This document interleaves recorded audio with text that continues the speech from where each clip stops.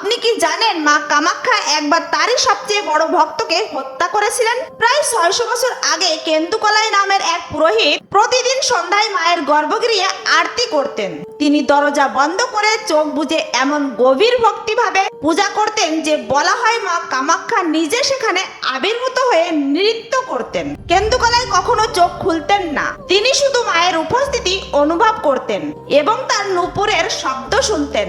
এই খবর যখন কোচ রাজবংশের রাজা নরনারায়ণের কানে পৌঁছালো, তখন তিনি মায়ের সেই রূপ দেখার জন্য জিদ ধরলেন। কেন্দুকলাই আপত্তি করেছিলেন, কিন্তু শেষে রাজার চাপে রাজি হলেন। পরের সন্ধ্যায় মা আবার আবির্ভূত হলেন।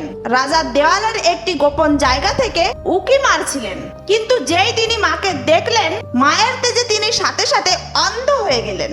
মা ক্রুদ্ধ হয়ে অভিশাপ দিলেন, এখন থেকে কোচ রাজবংশের কেউ এই গর্ভগৃহে প্রবেশ করলে হয় সে অন্ধ হবে, নয়তো মারা যাবে।